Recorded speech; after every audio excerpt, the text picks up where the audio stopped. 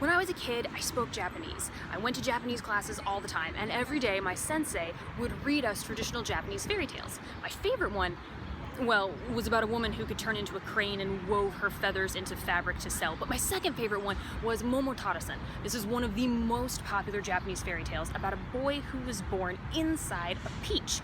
He, of course, gets lots of friends together and goes to fight a great battle against demons and weird giant creatures and is victorious. But as part of the story, there's a song that goes with it. The song goes, Momotaro-san, Momotaro-san, Okoshi ne suketa kibi dango hitatsu watashi ni kudasai na, which roughly translates to, Peach boy, I see that you have in your bag delicious rice cakes. If you give me one, I will help you on your journey. And as a kid, I always wondered, what are kibidango? And how good must they be to have all of these animals willing to come fight a war just to get one of them? So today, we're gonna find out. Kibi Dango are a kind of Japanese wagashi. Now, wagashi are traditional Japanese confections, and when I say confections, I don't mean candy like we think of it today. They're not hard candies, they're not green tea Kit Kats, they're old-fashioned sweets that were designed to go along with the Japanese tea ceremony. To see how wagashi were traditionally made, I headed to Dumbo, Brooklyn, to a Japanese antique store called Shibui. They've got lots of ceramics, textiles, folk arts, and tools for Japanese crafts. These are kashigara. They're wooden forms that were carved and used to shape different kinds of wagashi. They're in two different pieces. You can see the wood is split in two. You push the sugar cake into these, then whack it down on each side to loosen up the sides before you whack it out on the front. And you can see this one has some pretty intricate patterns. Looks like it might be a wave and a shrimp.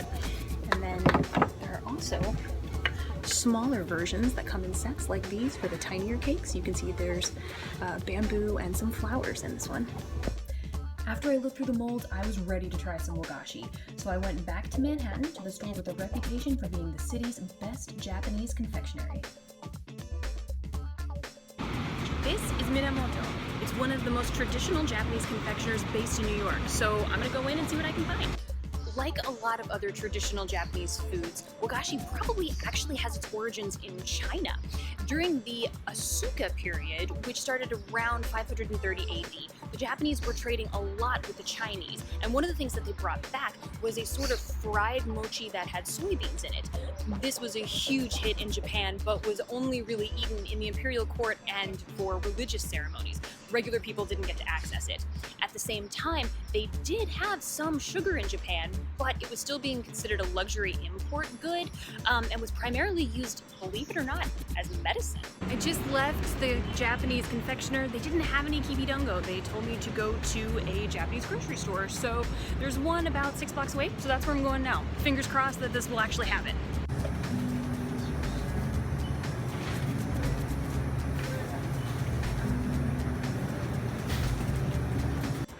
Second time lucky. I was at the Japanese grocery store and I found Kibi Dango. This is it. This is the thing that I have been dreaming about since childhood. The little rice that used to be millet dumplings on a stick with a sweet, sticky, syrupy sauce on it that looks kind of like it might be caramel. I'm not exactly sure what it is, so I'm going to sit here on this lovely rock in Central Park. That's the dairy behind me. And I'm gonna go through and start eating all of these Japanese candy. The aesthetic is just as important in a wagashi as the flavor, which is why you get things like this. This is a sakura mochi, and inside you can see there is an actual sakura, or a cherry blossom, right inside the treat. Okay, so you've got mochi, you've got the idea of fried desserts, you've got a little bit of sugar if you're in the upper classes, so what do you still need? Well, tea. Believe it or not, tea wasn't introduced for another couple hundred years. And when that happened, people started making all different kinds of snacks to go along with it, similar to dim sum. But because sugar still wasn't widely available to the lower classes, they actually used the sap from grapevines. The next big milestone came in the Edo period. Now, the Edo period lasted from the beginning of the 1600s to about the middle of the 1800s, and this is when a lot of the traditions that we think of today as being classical Japanese culture really took hold. It's also worth pointing out that by this time, Japan was growing its own sugarcane, so they didn't have to import it anymore. This meant that it was cheaper, it was more readily available, and everybody could access it. So, of course, the first thing you do with it, you make crazy fancy desserts, sculpted cakes, molded ones that have really pretty designs on them, or even certain kinds of sugar suspended in jelly made from agar-agar, kind of similar to this one. This is a grape jelly with little fish in it. Okay. Japanese jellyfish? No. So at the end of the Edo period, around the 1850s, you finally see the invention of Kibi Dango, the thing that started us on this whole quest. So Kibi Dango was invented in Kibi no Kuni, the area around modern-day Okayama. And it's important to point out there's actually two different kinds of Kibi Dango.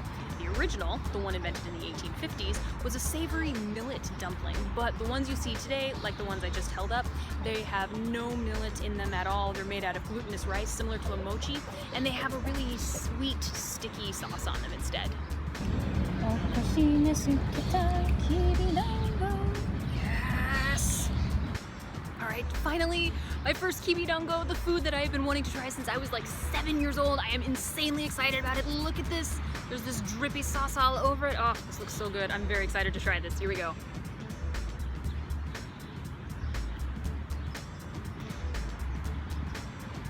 Huh. This tastes like soy sauce. So the dumpling cake thing by itself is good. The glutinous rice, I really do like that. It's the sauce. It's like halfway between caramel and soy. There's like weird salty undertone.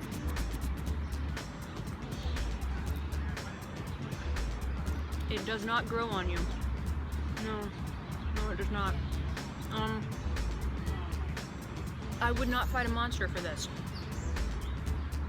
I would not join the Peach Boy in his battle against the demons for this. You know, people always said when I was younger that when I grew up and became an adult, I would stop eating candy so often, but that didn't happen at all. I just started buying things that were fancier and more expensive.